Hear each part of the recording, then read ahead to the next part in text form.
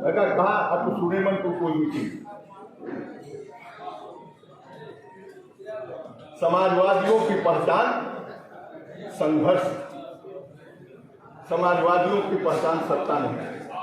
बस एक घटना का उल्लेख करके मैं अपनी बात को समाप्त करूंगा और आपको तय करना होगा कि दोष किसका, समाज को बिगाड़ने। 1967 का चुनाव था और बिहारी जी को याद होगा शंभुनाथ चौधरी यहां से चुनाव लड़ रहे थे। मैं बक्सर गया डॉक्टर लोहिया को लाने। बनर्जी हमारे एक नेता हुआ करते थे वहां।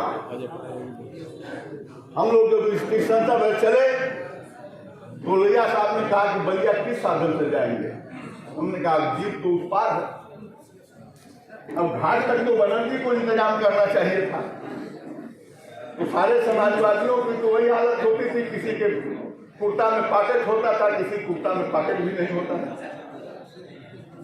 आप विश्वास नहीं करेंगे, बनर्जी ने कहा कि हम साइकिल से आपको लेके चलते हैं। कहा बात तो वही हुई, चाहे मैं रिक्शे पर बैठूं चाहे तुम मुझे खींचो, इंसान इंसान को खींच रहा है। और राम रेखा घाट तक हम लोग पैदल बात करते हुए चले आए। इस पार जब जीप पर आया बैठे डॉक्टर साहब, उन्होंने हमसे पूछा गोविंद जी शंभू की कई गाड़ियां चल रही हैं। हमने कहा कि अब तो लगता है डांट खाने का वक्त आ गया। हमने कहा एक भी गाड़ी नहीं चल रही है। उनका जो होगा देखा जाएगा। कुछ नहीं बोले, अत्यंत गंभीर आदमी थे। इसी में ये हाल नहीं बना हुआ था। यही मीटिंग हुई और उस मीटिंग में डॉक्टर साहब ने कहा कि चंदौली से हमारे नेता चंद्रशेखर चुनाव लड़ रहे हैं, कमलापति लड़ रहे हैं। कमलापति की 32 गाड़ियां चल रही हैं, चंद्रशेखर की भी 15-16 गाड़ियां चल रही हैं। मैंने चंदौली की जनता से कहा है कि अगर कल से चंद्रशेखर की सारी गाड़ियां बंद न हो जाए, केवल एक गाड़ी को छोड़ करके, तो चंद्रशेखर को हरा देना, मैं तुमको धन्यवाद देने आऊंगा।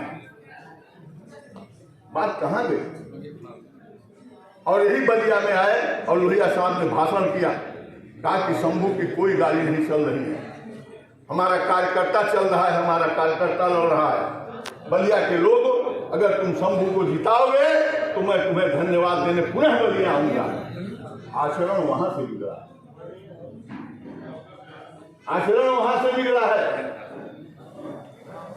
यह नहीं तय किया जाता है कि हमारा कौन कार्यकर्ता है, खोजा जाता है कि कौन जिंदा है, कौन जीत जाएगा। चाहे वो माफिया हो, चाहे वो गुंडा हो, चाहे वो हिंदू हो, चाहे मुसलमान। तो केवल विजय ही अगर आपका दृष्टिकोण रहेगा, राजनीति चिंतन विहीन हो जाएगी। तो इससे भी आगे, इससे बड़ी बड़ी दुर्दशा होने वाली है। इसको आप दिमाग में रख लीजिए।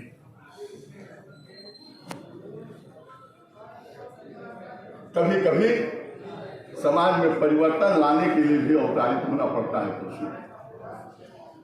डॉक्टर लोहिया की जिंदगी अगर केवल समाजवादियों को पढ़ा दिया जाए तो समाजवादी जान जाएंगे कि डॉक्टर लोहिया क्या है। भाजपा के भी लोग कुछ बैठे हैं, एक घंटा इनके बारे में भी मैं बता देना चाहता हूं। सारे लोग हैं।